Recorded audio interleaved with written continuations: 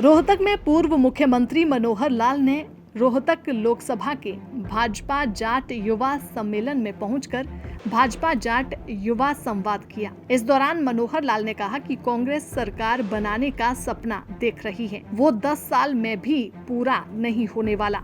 उन्होंने कहा कि भाजपा के साथ जब एक लोकसभा में हजारों युवा आगे आए हैं तो मजबूती से रोहतक चुनाव लड़ा जाएगा और जीत हासिल करेंगे। इसके अलावा पूर्व सीएम मनोहर लाल ने और क्या कुछ कहा वो भी सुनिए। देखिए, चुनाव का ये समय है और हम हर प्रकार के वर्गों के साथ जो कार्यक्रम कर रहे हैं उसी की श्रृंखला में आज ये कार्यक्रम था।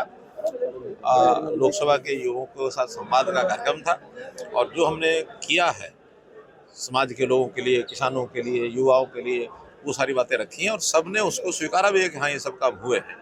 तो इस नाते से हमने वोट की अपील की है और आश्वासन मिला है कि हम जो है रोहतक में अब एक ऐसा मुहिम चलाएंगे कि हम अच्छे मार्जिन से रोहतक की सीट को निकालेंगे। पिछली बार का मार्जिन हमारा मात्र 7,500 था, 7,000। इस बार उस मार्जिन को बढ़ा करके हम इस सीट को कंफर्टेबल पोजीशन में ला करके खड़ा करेंगे। ऐसे युवाओं ने उनके चेहरे भी बता रहे थे, उनका उत्साह भी बता रहा था और ये सीट ज़्यादा बड़े मार्जिन से हम जीतेंगे। 10 जो कांग्रेस पार्टी ने सीटें डिक्लेयर की हैं वो ये कह रहे हैं कि हमारे सभी जिताऊ चेहरे हैं और वो तो कहेंगे, मैं कहता हूँ वो तो कहेंगे, लेकिन उनके घर की समस्याएं तो आपको भी पता है, मुझे भी है।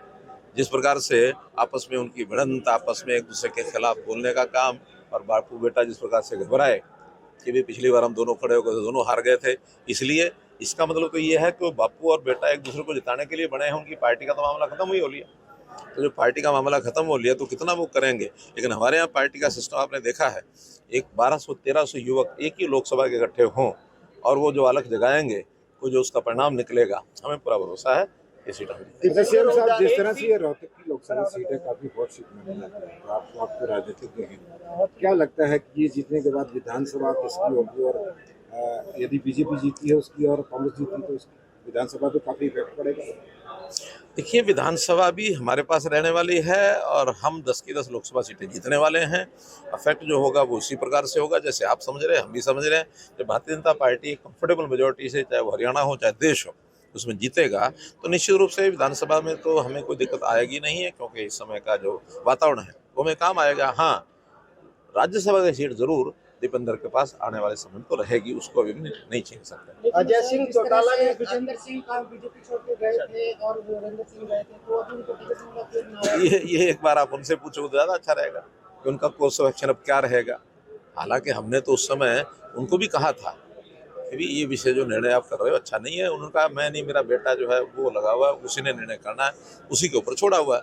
आज बेटे का मन में क्या है, उनके मन में क्या है, उनसे आप पूछेंगे तो ज़्यादा अच्छा लगेगा। अच्छा, राजनीतिक जीवन की चौटाला ने एक बयान दिया, आपने जांच की बात कही थी, तो वो ये कह रहे हैं कि अगर हमारी जांच होगी तो खट्टर साहब के ऊपर ये सवाल उठेंगे। तो प्रश्न ये है कि ये विषय उन्होंने उठाया, उन्हीं के छोटे साहबजादे ने ये उठाया कि ऐसा हुआ वैसा हुआ। हमने कहा कोई शिकायत आएगी तो फिर जांच कराएंगे।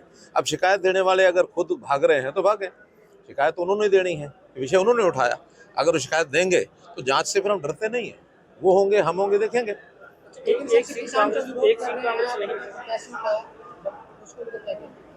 देखिए, किसानों का विरोध नहीं है, किसानों में कुछ जिसको कहना चाहिए ना, इस प्रकार के सो कॉल्ड उनके लीडर जो आंदोलन में अपने आप को माहिर मानते हैं, लेकिन वो आंदोलन भी उनके किसी काम आ नहीं रहा है। आखिर तो पिछले साल भी जो कुछ आंदोलन चला हमने देख ही लिया।